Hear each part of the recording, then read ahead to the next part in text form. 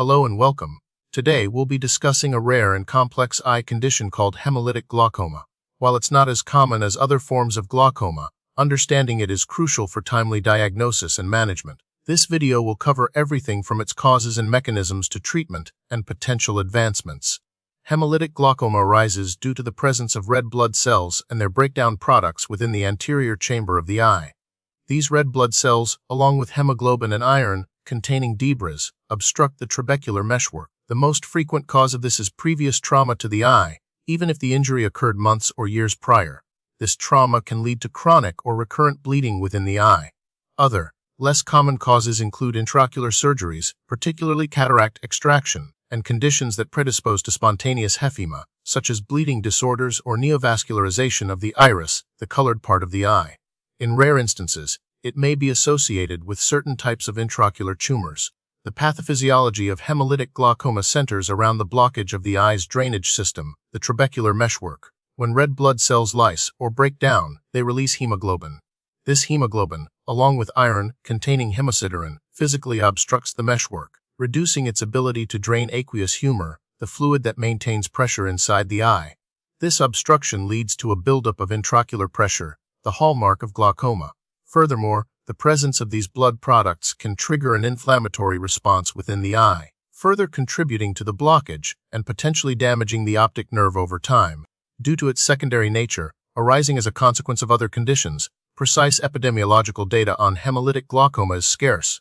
It's primarily observed in individuals with a history of ocular trauma, intraocular surgery, or underlying conditions that increase the risk of intraocular bleeding.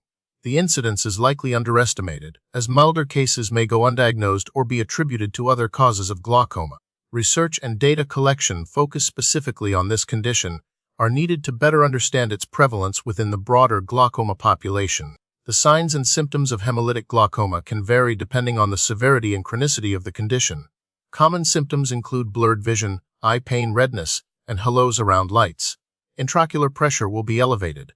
During an eye examination, the ophthalmologist may observe the presence of red blood cells or hemosiderin deposits within the anterior chamber. The cornea may appear stained with blood. Optic nerve damage, a key indicator of glaucoma, may also be evident upon examination of the optic disc. In more advanced cases, patients may experience visual field loss. Diagnosis of hemolytic glaucoma relies on a thorough eye examination and a detailed patient history. The ophthalmologist will measure intraocular pressure using a tonometer. A slit lamp examination allows visualization of the anterior chamber, revealing the presence of blood cells or hemosiderin. Gonioscopy is used to assess the angle between the iris and cornea, examining the trabecular meshwork directly for obstruction. Optical coherence tomography, or OCT, can help evaluate the optic nerve for glaucomatous damage. In some cases, additional testing may be required to rule out other potential causes of elevated intraocular pressure. While hemolytic glaucoma doesn't have specific subtypes in the same way as primary glaucomas, it's crucial to differentiate it based on the underlying cause. Is it due to trauma? Or is it associated with surgery or another medical condition? Understanding the etiology is key to guiding treatment strategies. The primary goal of treatment is to lower intraocular pressure and prevent further damage to the optic nerve. Medical management often involves the use of eye drops to reduce aqueous humor production or increase its outflow.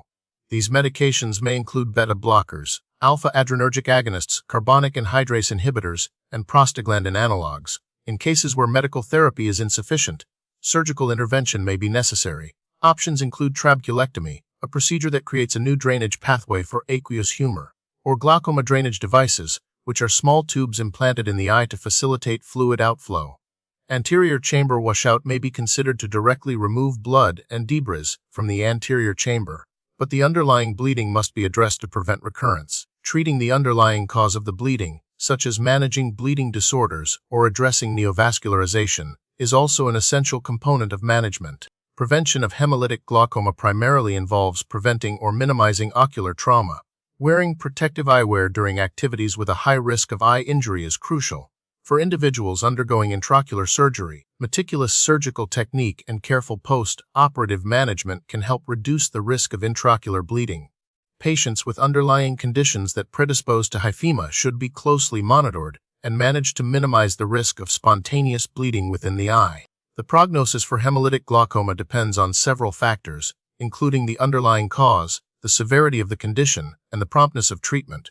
Early diagnosis and management can help preserve vision and prevent further optic nerve damage. However, chronic or poorly controlled cases can lead to significant visual impairment or even blindness. Recent research is focused on developing more effective strategies for preventing and managing intraocular bleeding, as well as exploring novel therapies to protect the optic nerve from damage. Some studies are investigating the use of antioxidants and neuroprotective agents to mitigate the effects of inflammation and oxidative stress associated with hemolytic glaucoma. Further research is needed to fully understand the long-term outcomes of this condition and develop more targeted treatments.